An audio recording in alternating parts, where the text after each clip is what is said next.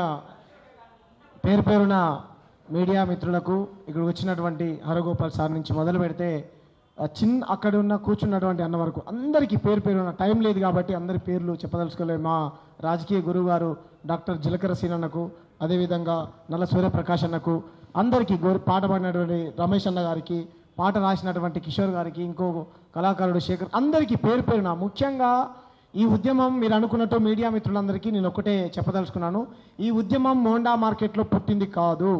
గత 12 ఏళ్ళ కింద జిలకర సీనన్న, తమ్ముడు నువ్వు తెలంగాణ ఉద్యమం కోసం పనిచేసావు కదా, ఈ ప్రాంతానికి ప్రాంతేతరుల నుంచి అన్యాయం జరిగినప్పుడు అంటే ఇదే విధంగా ఉద్యమిస్తావా అని చెప్పాడు. అన్న ఏందన్నా, మనకు ఆల్రెడీ తెలంగాణ వచ్చింది కదా, ఏకంగా తెలంగాణ పేరుతోనే ఒక రాజకీయ పార్టీ ఉన్నాను, మరి రాజకీయ పార్టీ రంగు మార్చి వేరే పేరు పెట్టుకుంటే అన్నప్పుడు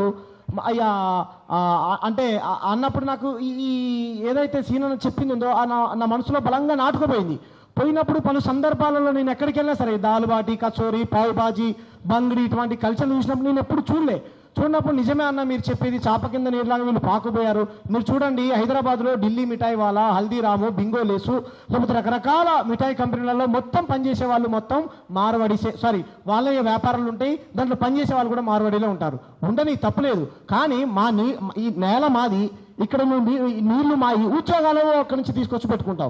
కాబట్టి పలు సందర్భాలలో సీనన్నతో చర్చించినప్పుడు దీనిపైన మనం సీరియస్గా ఉద్యమం చేయాలి తమ్ముడు అన్నప్పుడు, రైట్, ఎవరైతే మోండా మార్కెట్లో ఒక దళితుని కొట్టారో, ఆపడానికి వచ్చినటువంటి ఒక యాదవ్ని, ఇంకో ముదరాజుని చెవులపంటి కొట్టి గాయాల పాలు చేశారో, అప్పుడు వెళ్ళి ఏం జరిగిందన్నా అని ఆ బాధితుల్ని నేను, బత్తుల రాంప్రసాద్ అన్న అని ఇంకొక ఎప్పటి నుంచో అట్రాసిటీ కేసులో పనిచేసేటువంటి మాలమా నాయకుడు, నేను, ఇంకో వెంకటేష్ అని మా వీసీకే నాయకులు, ఇంకొక ఎస్ఎఫ్ఐ నాయకులు అందరం వెళ్ళి పరామర్శించాం. వాస్తవ విషయాలు అడిగి తెలుసుకొని బాధితులను పరామర్శించి వచ్చిన తర్వాత బాధితుడు మాతో చెప్పింది ఏంటంటే, అన్న నా పన్నీరు కొట్టారు, ఇటు పక్కన చెవుల పొంటి ఇంకొక ఆయనకు గాయాలు చేసి రక్తం వచ్చేలా కొట్టారు, మరి మీరు వచ్చి మీడియా ముందు చెప్పొచ్చు కదా బ్రదర్ అంటే, నాకు ఇంకా పెళ్లి కాలేదు, నేను కనుక మీడియా ముందుకు వస్తే ఆయనకు ఉన్నటువంటి ప్రాబ్లమ్స్ ఆయనకున్నాయి, కాబట్టి దీన్ని కప్పిపెట్టేటువంటి ప్రయత్నం చేస్తున్నారు. ఏం జరిగింది అక్కడ వాస్తవం ఏంటంటే, కులం పేరుతోని బహిరంగ ప్రదేశంలో ఒక మార్వాడి దూషించాడు, కొట్టాడు, గాయాల పారు చేశాడు అన్నప్పుడు, రైట్, ప్రజాస్వామ్య పద్ధతిలో ఆయన అరెస్ట్ చేయండి సార్ అని ఒక కాల్ ఇచ్చాం.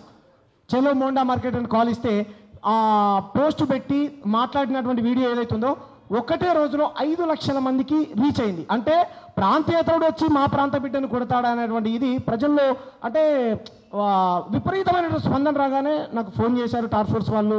తర్వాత నేను వస్తాను సార్, డ్యూటీలో ఉన్నాను, ప్రజా ఉద్యమాలలో పనిచేసుకుంటాను కదా, నా టైం దొరికినప్పుడు వస్తానని చెప్పా.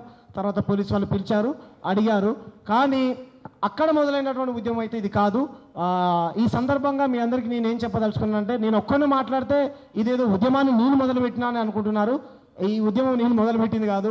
గత కొన్ని సంవత్సరాల నుంచి జిలకర సీనన్న కానీ, ఇక్కడ కూర్చున్నటువంటి మేధావులు కానీ, ఇంకా రకరకాల తెలంగాణ ఉద్యమం కోసం పనిచేసినటువంటి అప్పుడు ఇడ్లీ సాంబార్ గో బ్యాక్ ఉద్యమం కానీ ఎక్కడైతే పూడు పోసుకుంది, ఎక్కడైనా సరే ఇప్పుడు ఇప్పుడే ఎందుకు మొదలైంది అంటారు, మరి ఇక్కడనే అణిచివేత, అక్కడ మీరు అణిచివేసారు కాబట్టి ఉద్యమం మొదలైంది.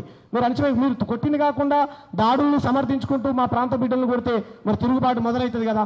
కాబట్టి మేమేం చెప్పవలసిన అంటే, ఈ ఉద్యమాన్ని గ్రామాన్ని తీసుకెళ్తాం. గుజరాతీ, రాజస్థాన్, మార్వాడి ఈ నకిలీ వ్యాపారం ఎవరైతే చేస్తున్నారో ఆ దోపిడికి, ఆధిపత్యానికి వ్యతిరేకంగా కొట్లాడతాం. మీ అందరికీ నాకు మద్దతు తెలియజేసినటువంటి మేధావులందరికీ, వివిధ ప్రజా సంఘాలకు, ఉస్మానియా యూనివర్సిటీని కూడా అనేక విద్యార్థి సంఘాలు, అదేవిధంగా మా ఊర్లో అన్ని కుల సంఘాలు, రాజకీయాలకు అతీతంగా, కులాలకు అతీతంగా గ్రామ తీర్మానం చేస్తున్న మా ఊరు పెద్దలకు, పేరు పేరున నా గురించి సోషల్ మీడియాలో మాట్లాడుతున్న వ్యక్తులకు అందరికీ పేరు పేరున ధన్యవాదాలు తెలియజేసుకుంటూ, ఇంత గొప్ప మరి ఉద్యమాన్ని బలపరుస్తున్నటువంటి ప్రతి ఒక్కరికి మరి ఒకసారి జై భీమ్లో జై తెలంగాణ తెలియజేస్తా ఉన్నాను. Thank you.